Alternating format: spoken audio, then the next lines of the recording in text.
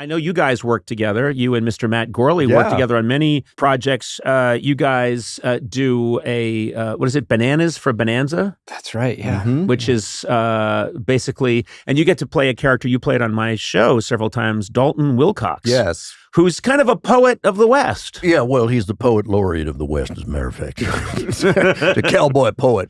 And is a big fan of Bonanza.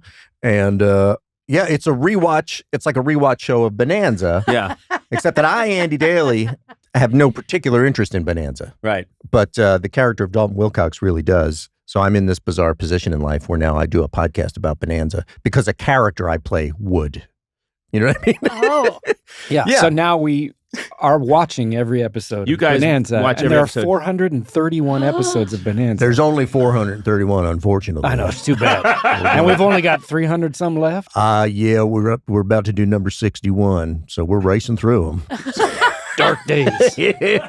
So a couple of questions. Has Adam left the show yet? No. Oh, Pernell no. Roberts, he's still in the show. Oh, he's still in. He doesn't leave till after season 5. We did skip ahead to one episode where Haas has a run-in with a bunch of leprechauns. That's true. We yeah. did. You know what's so funny? I know a lot about the show Bonanza because my brother Neil, who is a TV aficionado, especially of the 50s, 60s, and early 70s, his go-to is Bonanza. He's watched them all. Wow. He's watched many of them several times. Wow. And as a result, because, you know, he's my brother, I love my brother, I go hang with him, and I end up watching Bonanza too.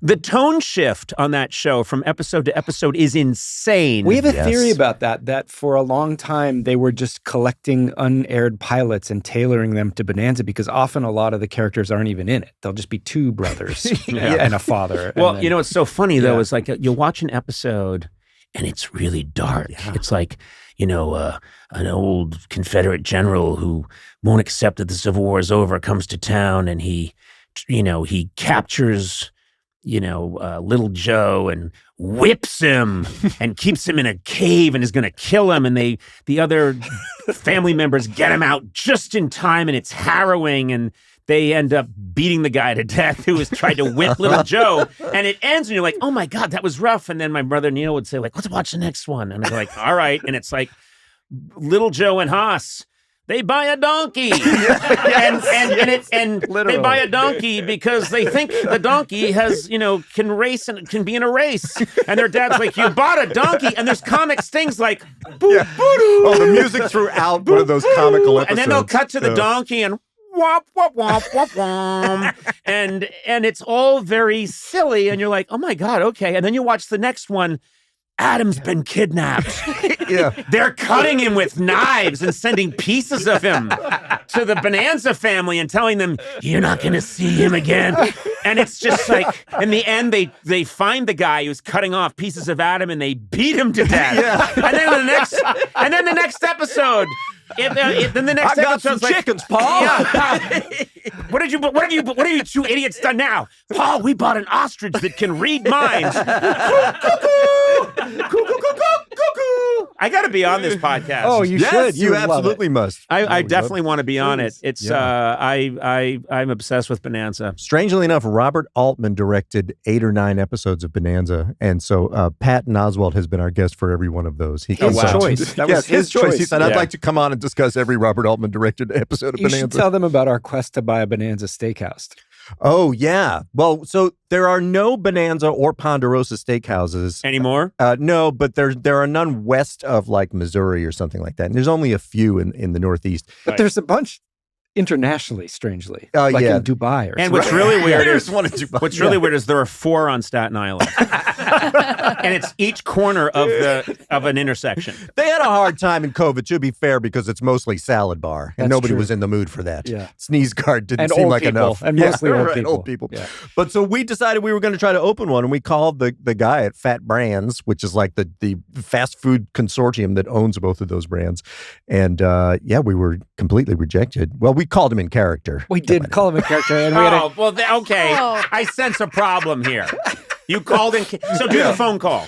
Just like, hello, is this fellow from Fat Brands? Yes, My name's Dalton Wilcox. Who? But Dalton Wilcox. I'm the poet laureate of the West, and I'm a true American cowboy. of the Okay, West. I don't want to do this, sir. Well, hang on just a second before you hang up. I just want to talk to you about opening the Ponderosa Bonanza Steakhouse. We got an abandoned Pier 1 import. No, sir. And we're in there anyway most Sir. days. Sir. No, please, sir. Now we'd keep the bead curtains.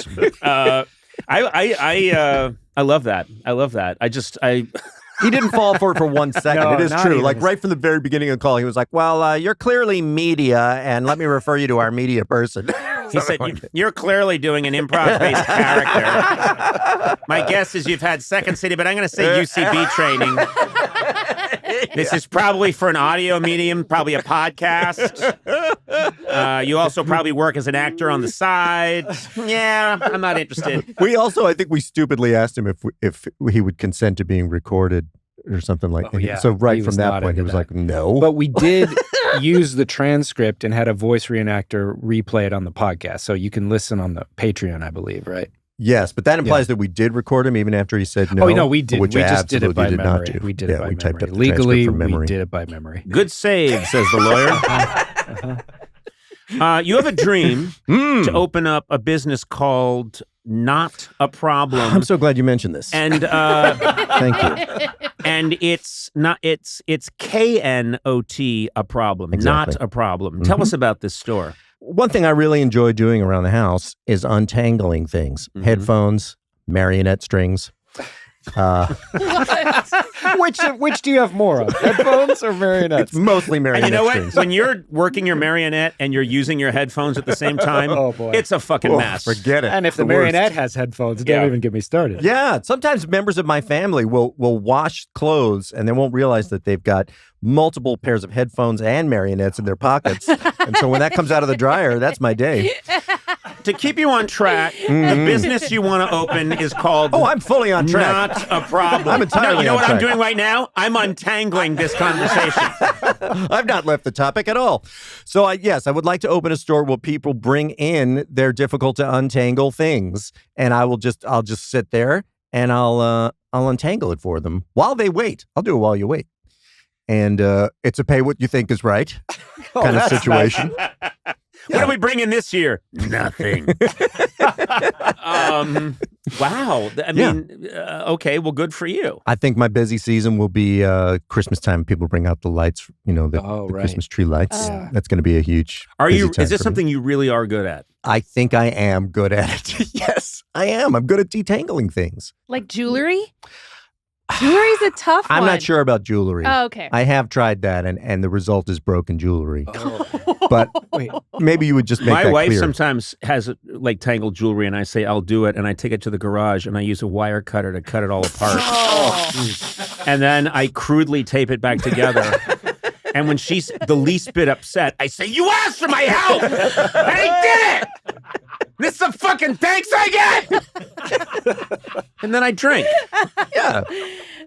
Yeah. Kind of works. As long as, so I might put up an advisory, like a sign that says, well, I'm happy to try your jewelry. The result will be broken jewelry, and I'll be drunk. Something like that. And angry at you. Does your mind ever quiet down? I'm trying to think of Andy Daly at night trying to go to sleep. Are there characters bouncing around in your head? Are you able to quiet that mind of yours? Yeah, I do get to sleep eventually, most nights. Mm-hmm. I listen to something boring, like this podcast. Okay, that's a sick burn. That's a terrible thing to say. No, I'm only teasing. No, that came from the heart. The BBC World News is what I listen to get to sleep. I have to listen to that. And then I absorb bad news from around the that world. doesn't give you bad dreams or bad It does vibes? sometimes. But they say it in that Yeah. clipped British way that's Yeah. very calming. Yeah, exactly. You know, a heat dome across the globe, destroying all humankind. And you're like, Thousands oh. were killed. Yeah. Yeah. It's just Armageddon. Good night.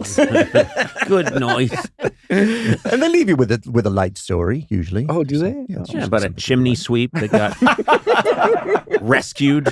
It's been stuck there for 11 Four years. gobstoppers found at the tube. Yeah. The bones of a chimney sweep were found.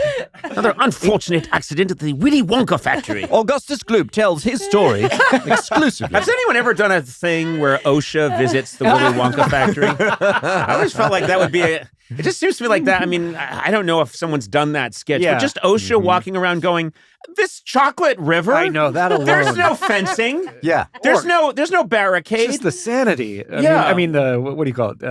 Not Sanitariness. yeah. This is sanitary. Well, the idea that like the chocolate river is perfectly sanitary unless someone falls into it. That's not, Right. that can't be. No. It's an open air chocolate river. Right. And also, when a kid falls in it, they panic and wet themselves. Right. That goes into the chocolate. Well, they do. And who knows what the Oompa Loompa are doing in that thing after hours? Oh, yeah. Good And, point. What? Well, no, they live don't there on sully the premises. name of the Oompa Loompa. well, there's a lot of them. They clearly, you know. What, like Yeah. orgies? Well, I'm just Oh. saying it's possible. You know, there's a lot of sugar No, around, you know which what? is. Don't be a greedy little boy and go to the chocolate fountain. It would have been fine if he wasn't such But a here's the thing: look at glutton. I'm talking about the Gene Wilder movie. I Yeah. haven't seen the Johnny Depp one, but go look at. And I know there's another one too. Oh, yeah. Timothy The Chalamet. Timothy Chalamet. Timothy one. Chalamet. I just my reference is the Gene Wilder, and just look bridges with. There's all kinds of hazards left and right. You go into rooms. There's gobstoppers on tables, and kids are swallowing things. Yeah. it's a lawsuit left and right. I mean, that's how that- experimental candy. yeah. Yeah, I know. Yeah. No, Well, it's they terrible. also atomize people and, Well, send that them- happens though. Okay. We do that here. Okay. We've had several kids atomized here, and, disappear. Walk it just out with a happens. child in your pocket. Happens. What? Little Yeah, TV Tom. Mike TV. Mike TV. Christopher Hewitt. He gets really small. TV Tom. He gets really TV Tom. I read an early draft of the book.